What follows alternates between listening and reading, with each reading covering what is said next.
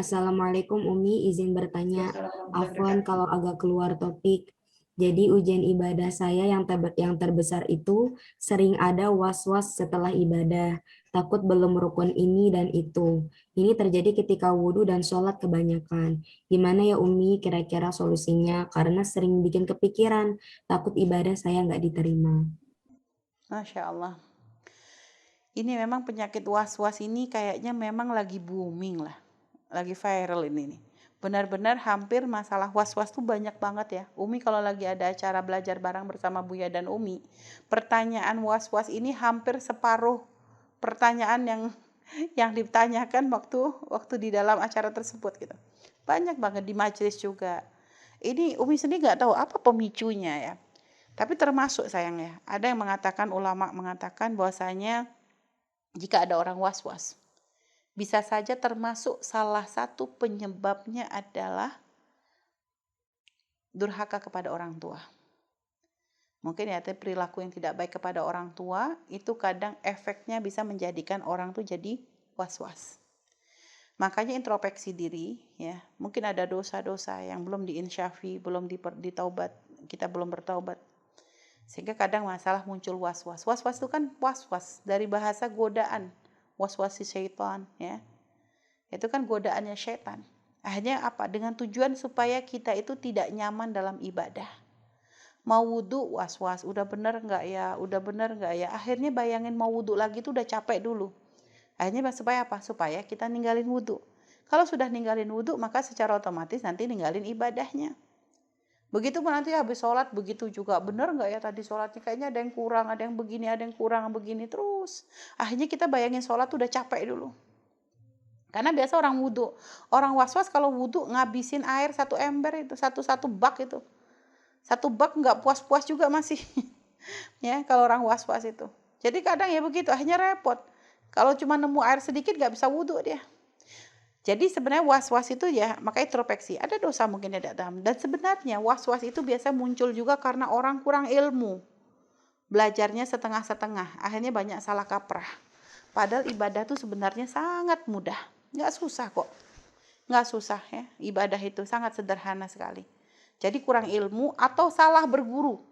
Salah berguru. Jadi bergurunya sama orang was-was. Akhirnya kebawa was-was juga. Maka sekarang gimana Mi caranya? Kalau kita kok habis wudhu ngerasa ada yang kurang, sudah jangan dipikirin. Kalau sudah selesai wudhu, sudah langsung jangan pikiran, alihkan. Dan obatnya was-was tuh nggak bisa kecuali diri kita sendiri sayang. Jadi nggak bisa kecuali dari diri kita sendiri yang melawan.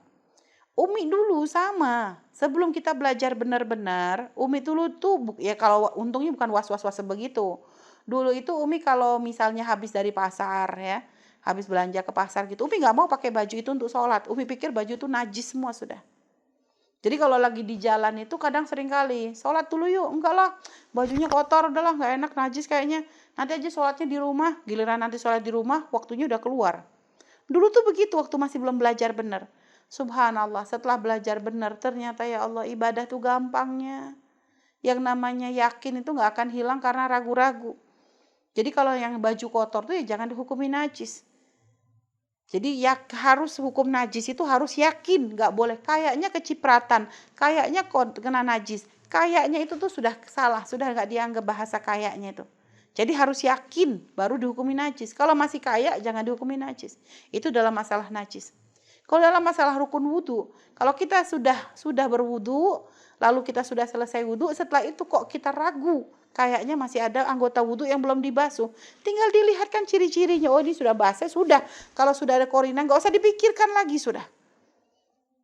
Dan was-was begitu sudah tinggalkan langsung, nggak, sudah selesai, beres begitu. Begitu juga sudah sholat. Lah kalau saya gimana was-was sholat?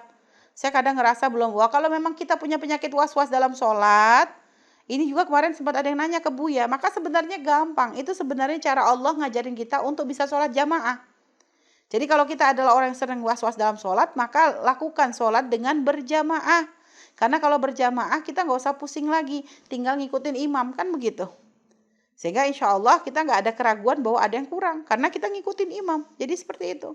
Jadi obatnya kalau memang misalnya was-was dalam sholat, jangan sholat kecuali berjamaah. Supaya kita yakin bahwa tidak ada yang tertinggal. Lalu kalau urusan was-was wudhu, maka itu harus dilawan. Sudah, pokoknya kalau sudah selesai wudhu, sudah langsung sibukkan dengan sholat, gak usah mikirin wudhunya lagi.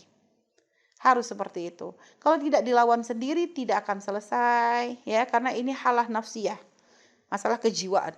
Harus ada obat dari diri kita sendiri untuk ngelawannya. Kayak orang yang takut terhadap sesuatu yang tanpa sebab, lah itu kan harus dia sendiri yang ngelawan. Ya, kayak orang fobia atau apa, itu kan harus dari dirinya, nggak bisa. Nggak cukup dengan obat-obatan dari luar, harus dari dirinya ada kesadaran untuk melawan hal tersebut, kan gitu. Trauma. Ya sama kayak orang was-was tuh ya kurang lebih penyakit-penyakit halah nafsiyah itu, kejiwaan.